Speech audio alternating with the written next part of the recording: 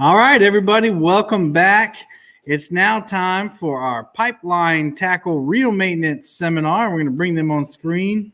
I think you guys are muted right now, though. There you go. All right, we're going to give you full screen, guys. Everything's fine, but that way people can just see what you're doing, and I'll come back in with any questions, all right? Can y'all speak? We can't hear you. Yep, can't hear you. So make sure you get your earphones in.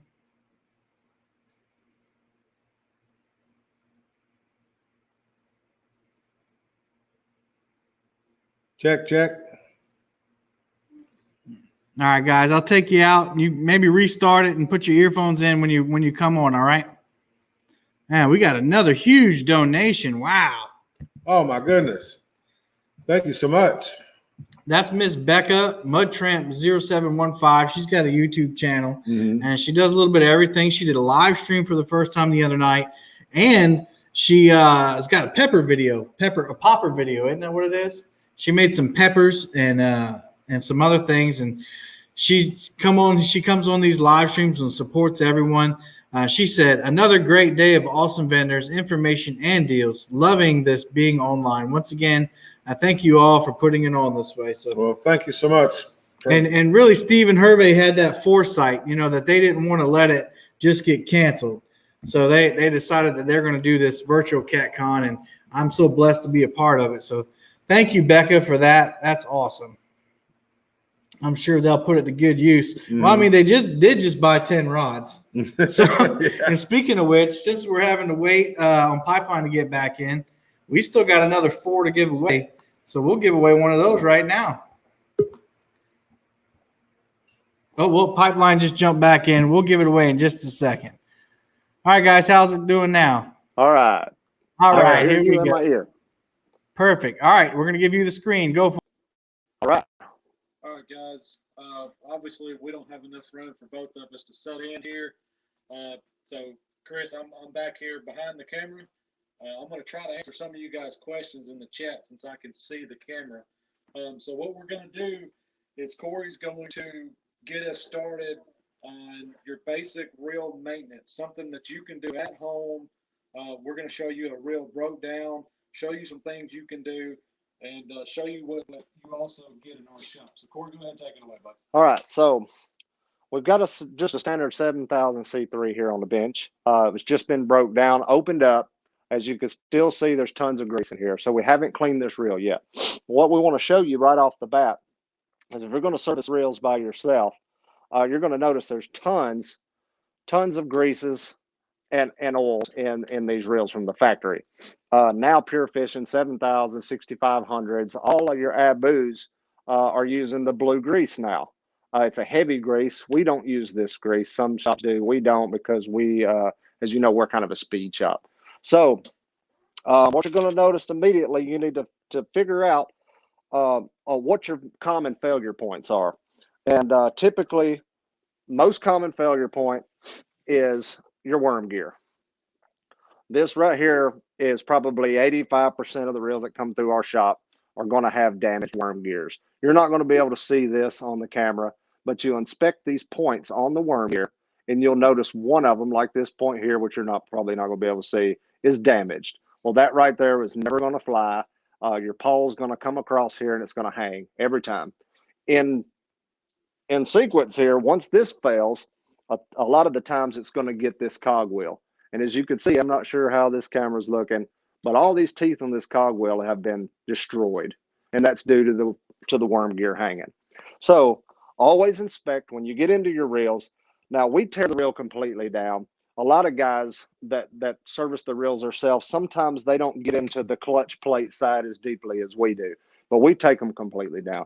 So if you're going to service reels yourself and you don't feel confident enough to get into this clutch plate, which is the handle side, if you're nervous about getting in here because there's springs, gears, shims, it just goes on and on. You could bypass that for the moment, but your critical points that you need to take into consideration are your cogwheels, and that's always going to typically be in your left side plate, your palming side, they call it. That cogwheel is going to be what you need to check. A lot of times when you get a screaming in a reel. People will call us and say, you know, my reel's squealing when I throw it. They typically think it's a bearing, but generally, you know, a majority of the time it's not going to be a bearing. It's this dried out plastic gear. So if you could just take you some standard gun oil, reel oil, whatever you have, and you'll just oil that cog and you spin that, work that in, all of a sudden, bam, your squealing's gone. So that's very, very easy thing that you could do. Take your left side plate off, make sure that you're oiled on this plastic cog gear. That's just very, very common. Another thing is, like I said, inspect your worm gear and your pawl closely, because your pawl is going to be down. There's no way you're going to see that pawl damage, but that is the number one thing that you need to worry about on these as far as reel maintenance. Now, when your reel is together,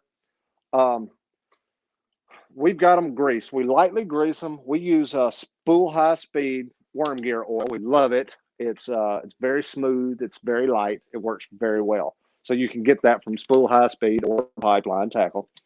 But you need to make sure that you have some sort of lubrication in this worm gear. Otherwise, that's going to be a common point of failure. It gets grime in there. It gets dirt. It gets pieces of people's jackets and all kinds of things get hung in here and cause a failure. So always be alert on your worm gears.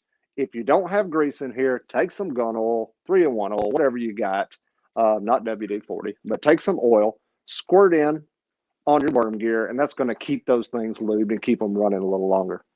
Hey, cool. It's funny you said something about 3-in-1 and WD. Somebody asked or made a comment saying something about, you know, WD probably wouldn't be a good thing. We don't have a can of WD-40 in this shop. That's right. Our basic greases, just so you know, we don't use WD to flush the reels out. You hear a lot of guys, I dunk them in the water, spray them with WD, flush them out. It will help for a moment, but the WD does go away and it takes grease and oils with it. So once it dries out, you're back to bone dry. So it's not really a good idea to do that. If you're servicing your reel and you need something freed up or broke loose from a little corrosion, yeah, sure, why not? But once you've serviced your reel, I would not put WD-40 in it. But just to start out, your basic greases for your basic service on all your internal parts besides your main gear and pinion and areas like your worm gear, standard marine grade grease works fine. You get it in tubes. You can get it in any service repair center for automotive or boating, but your standard marine grease works great. We like the green. It works real good for us. The second of all, if you're going to go to the carbon fibers, like we mentioned earlier, this is the new age drag. Everything besides carbon fiber is outdated. So anything you could do to get carbon fiber in your reels is going to help your drags immensely. But what you can get it from us, you can get it from other places, but the cow's grease is what we recommend you use on your carbon fibers and your main gear and pinion. Or somebody's asking, does Vaseline work? You hear a lot of guys that use Vaseline back in the day, especially on their worm gears and stuff, and that they're kind of substituting for the white lithium grease. We don't use white lithium either, but yes, I guess you could in a pinch, but I wouldn't recommend it for the long run. Corey, as you get going on this reel here in just a second, somebody had a question about maybe removing your worm gear and pawl, but I think that's something we may be able to knock out. Removing a worm gear is fairly simple, and I could probably show you. We don't want to run out of time here because I do want to show you guys here before we get off here. I want to show you how easy it is to install a set of ceramic bearings in your reel, and I think we can do this in enough time. But basically, you got 3 screws on your left plate. So I'll just show you your worm gear as quickly as I can. Hey guys, while he is doing that, you see he's using a electric driver. We've got that thing torqued down to where we won't strip out the screws. We definitely recommend anybody getting into it for the first time, make sure you use a hand Phillips or a hand flathead screwdriver.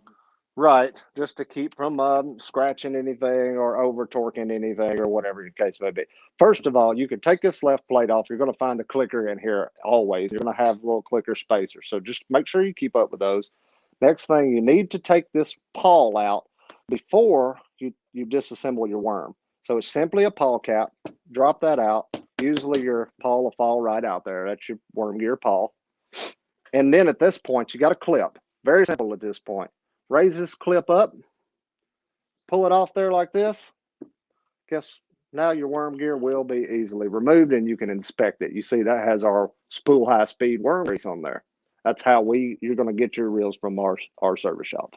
So that's simple and easy. You could take this tube right out. All that'll just slide right out. Very simple. You could run a Q-tip up in here, clean your tube, well, whatever you need to do. Slide it right back in. It'll seat again. Take your clip. It's simple. Just swings over and clips in. All right. So there it is. Drop your pawl back in. Important, when you drop your pawl in, put it in. It's not going to seat perfectly. So you need to make sure that you spin this and get that, see how it just dropped in. And bam, you're ready to roll.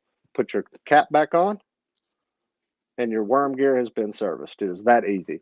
So the left side plate, guys, is not intimidating. The clutch handle plate side is a little intimidating for newcomers to it, but the left plate can be, make sure you snug this. They will fall off the vibration of the boat and things like that. So, well, while we got this here, I was going to open it from the other direction. We could show you how to do the spool high-speed bearings if we have no other questions before we move on from this point. Before you go into the bearings, Corey, I just want to reiterate, for you guys at home, we use ultrasonic cleaners here in the shop, but get you a bowl of warm water with Dawn dish soap. Yep. Don't use any chemicals. Chemicals, if you're not careful, can tear the anodize off of these Abus and other reels. So make sure you use something non-corrosive. Like I said, warm water, Dawn dish soap. Toothbrush. When he took that out of there, you could take a warm water with that Dawn dish soap, scrub on your worm gear, take all that grease off your paw, make sure it's completely dry, re-grease, and put it back in. That's something very simple you can do sitting on your at your kitchen table. Yep. It's going to take less than 5 minutes to do. So that's right. That's right. Always just remember, once you're here, once you've got this plate open, it's very important. Just take you some of this oil and make sure you get it in here. Work that cogwheel around. You'll notice it just stops squealing. It stops leaking. So that's very important. That's not probably 80% of why your reel is squealing. It's not really the bearing. It's actually that plastic gear. So I was going to show you guys, if you haven't took your left plate off, you can simply take these 3 crown screws right here. You can back these off and you could pull this side plate off and expose your spool. But since we already got the left side, we'll just go right into it from here. After you pull your spool directly off the axle shaft, okay, you have your spool. What you're going to do, very simple to change these bearings, okay? You can buy these from Pipeline Tackle, or you can get them straight from Spool High Speed. Love these guys. Been using them, had great success with their bearings. And they're very affordable. They're like basically $20 a set.